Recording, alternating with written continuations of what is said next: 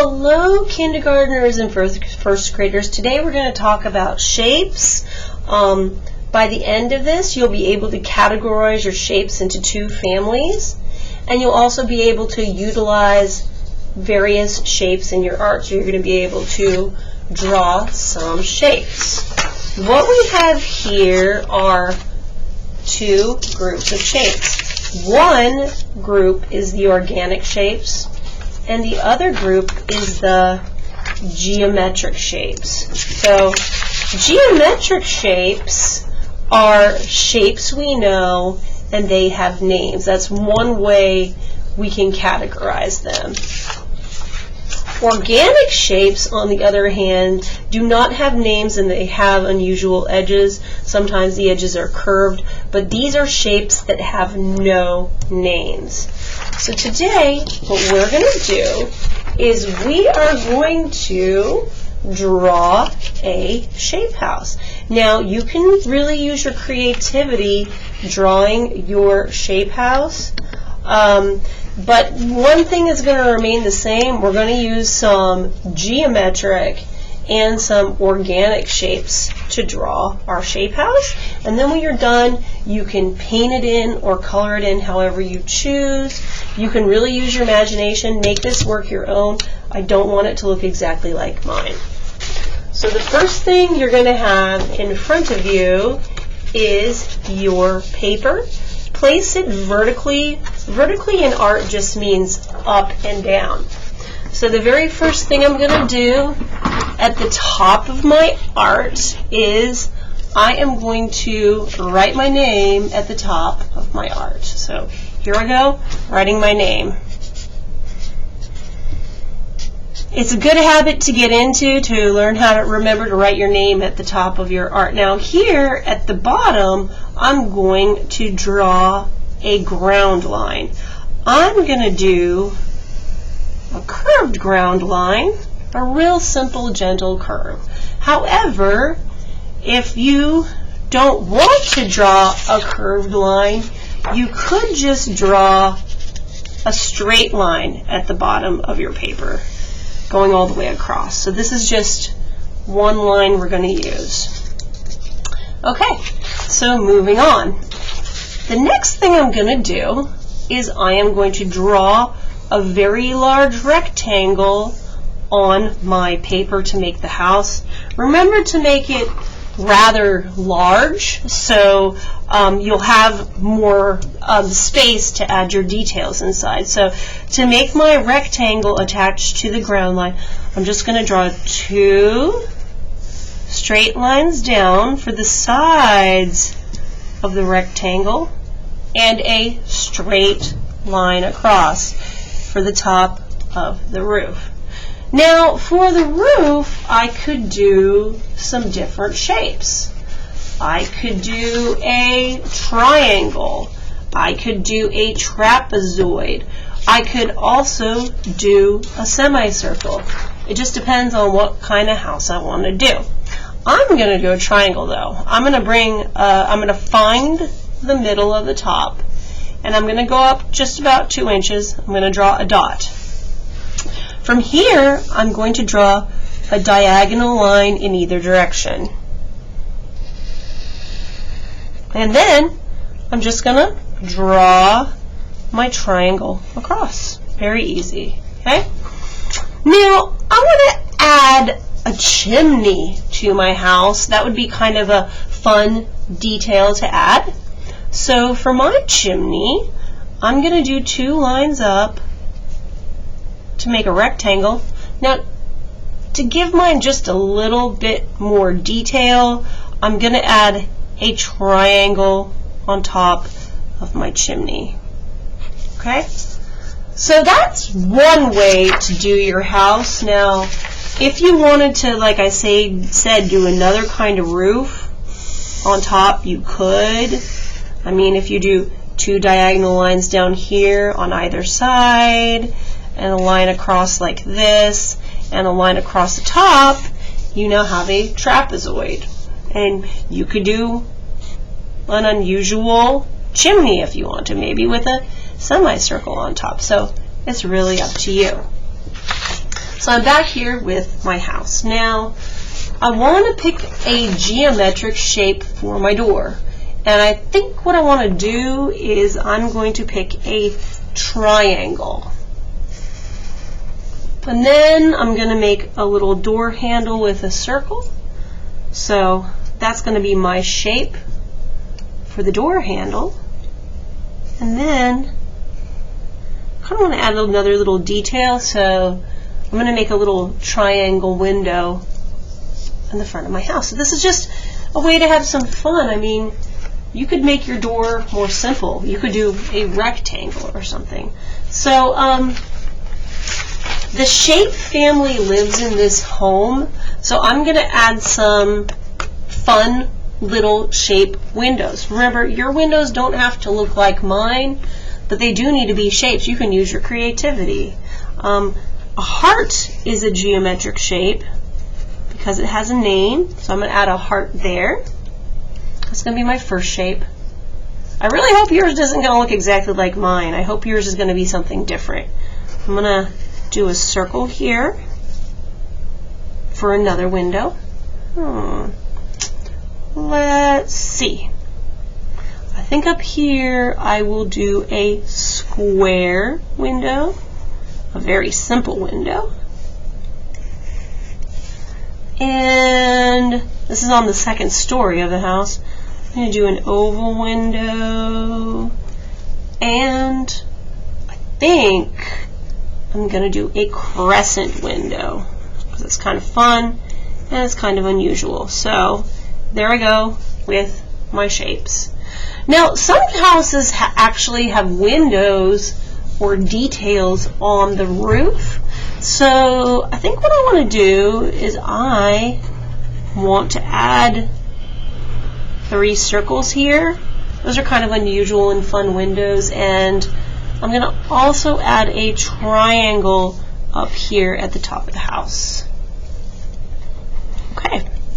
So now I want to add some things into the background. Some kids have added a shape family. Maybe you drew people that had a body of a shape and gave them arms and legs. That's something you can do. I think what I'm going to do in my art is I'm going to utilize some circles and ovals to make flowers. So I'm going to make a nice circle here, and I'm just going to draw ovals around it, all the way around it.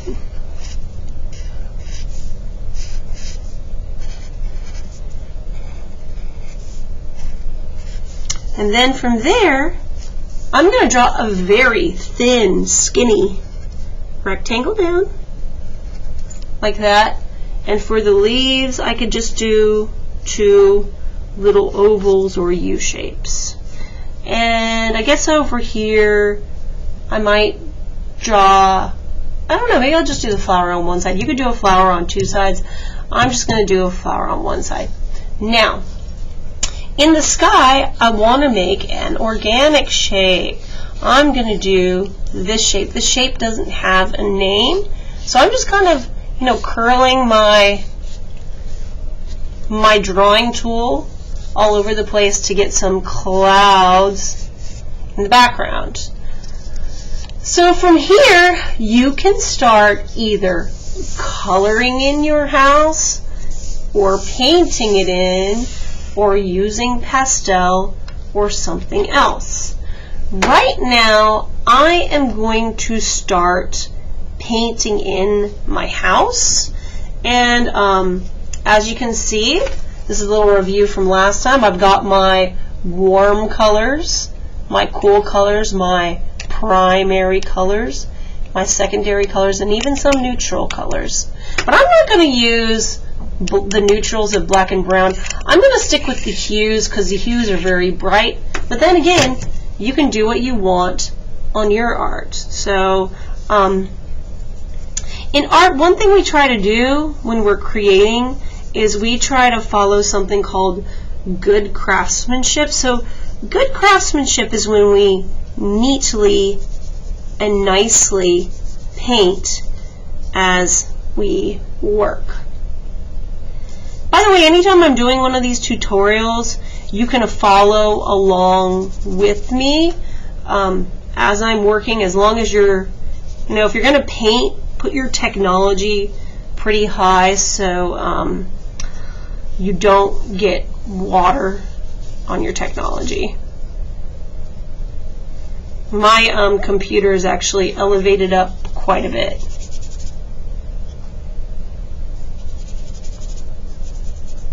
So, I'm just painting this in.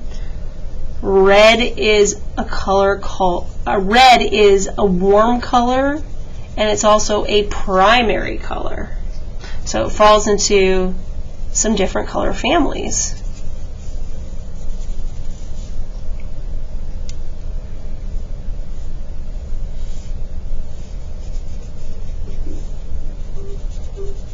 I hope you'll have fun painting in your shape house or coloring it in with crayon, whatever works for you.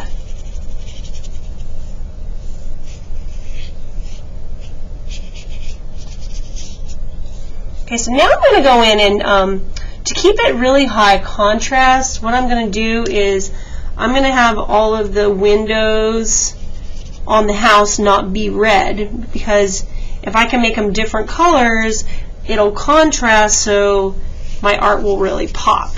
Okay, so here I go. I'm going to do blue,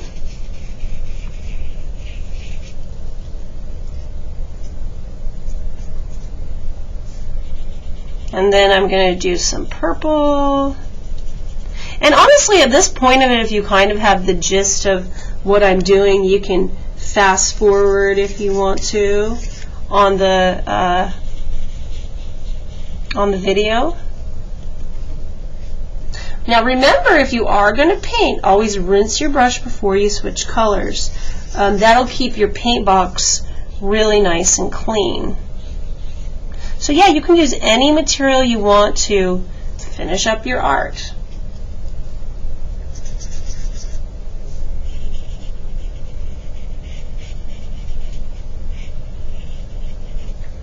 And maybe even for this one, I might even, I really like this bright yellow. I think I'm going to use yellow for the door. That looks very cheerful and inviting. And then for the window and the door handle, I'll use a different color.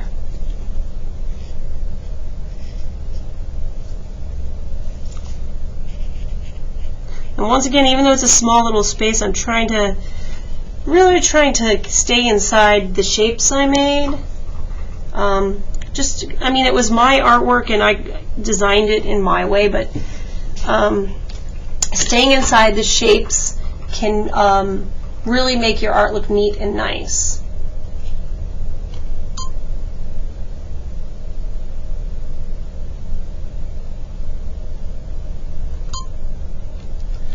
Okay, my friends, so now I'm going to go ahead and start coloring in the grass.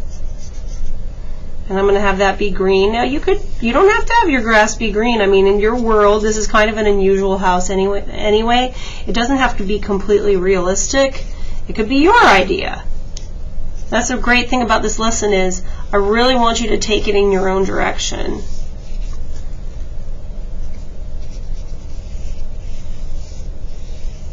I'm just painting in the grass.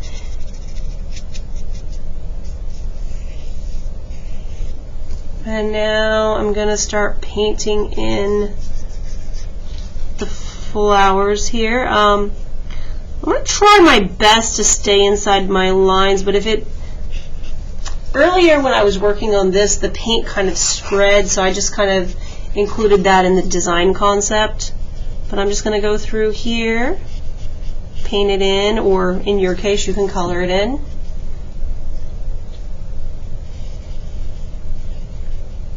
That's right, I gotta go back and work on the roof a little bit. I think for the roof, I am gonna make the roof green. Green and red are complementary colors, and complementary colors really pop when they're next to each other. So if I'm gonna use this green next to the red, it'll really pop.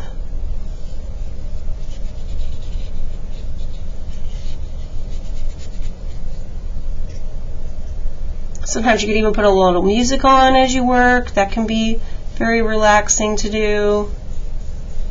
I really hope that you use your imagination on your house. Like, what if you wanted to include a unusual mailbox, or maybe some curtains in the window, or maybe there's an airplane in the sky made from the shapes. You can do that. That is completely allowed. So I guess here I'm going to make these little circles. I'm going to make them purple.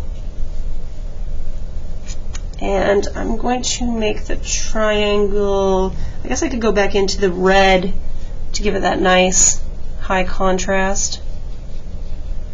I think I'm going to use a little yellow to draw the viewer's eyes to the top of the page, because it's very eye-catching. And then I'll just do a little red underneath it. Red is such a nice color, and we have so much green.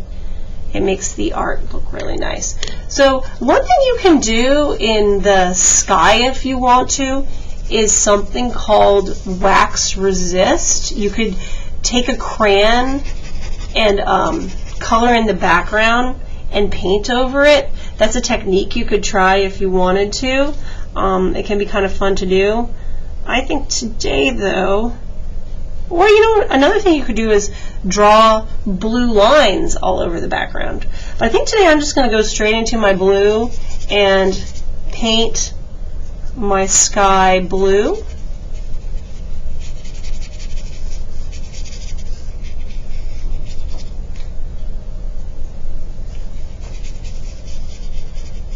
Now this did not take me very long, but if you were working at home, you know, you could take more time, you could add more details, you could free draw.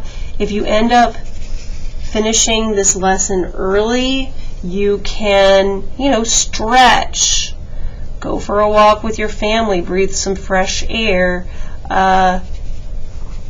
something like that, something to get your mind prepared. Because remember, resource lasts 40 minutes. So if you finish early, just free draw or breathe, or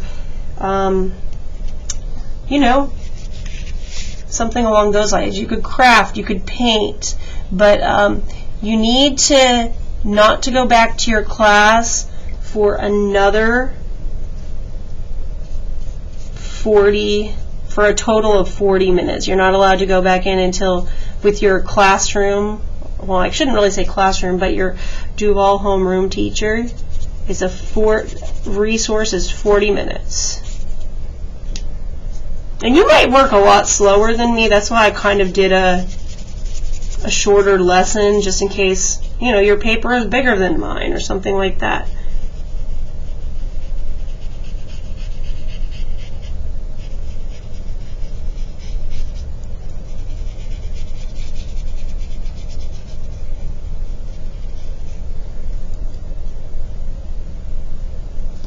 So mine did kind of bleed a little bit over. That just means that the paint went a little bit into the other paint, but that's okay. You know what? I do want to give a little bit more pizzazz to the sky. You don't have to do this, but I think what I'm going to do is I'm going to take just the very, very tip of my brush, the very, very tip of it, and put it in the paint, just the tip.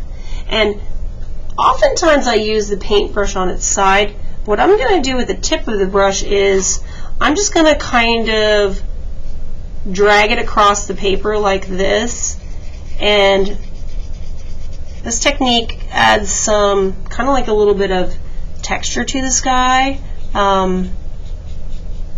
Technically it's a technique that can be considered dry brush. However, the paper is wet, so it's not really dry brush, but it's just something I want to do to amp up my art a little bit. Now remember, it's kind of like you're holding a chopstick and you go like this very lightly. If that's too hard for you, don't do it, but it can look really cool if you just kind of go back and forth like this with just the tip of the brush. But if that's too hard for you, you don't have to do it. That's just something I wanted to add to my sky, to just add a little more detail.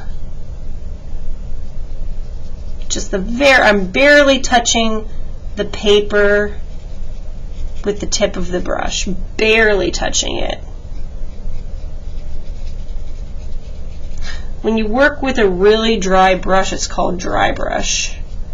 And it kind of makes sense when you work with a very wet brush, it's called wet brush. So there you go. My art is finished. Now that you are, whenever you are done, remember to send a photo of your work to my email address so I can see what you have done. I can't wait to see it. Now remember, I am also teaching my brick and mortar classes, so I might not get back to you right away, but just know that I've seen your art and I really appreciate your work. Okay, so go off and finish up your art and have a wonderful day. Thank you.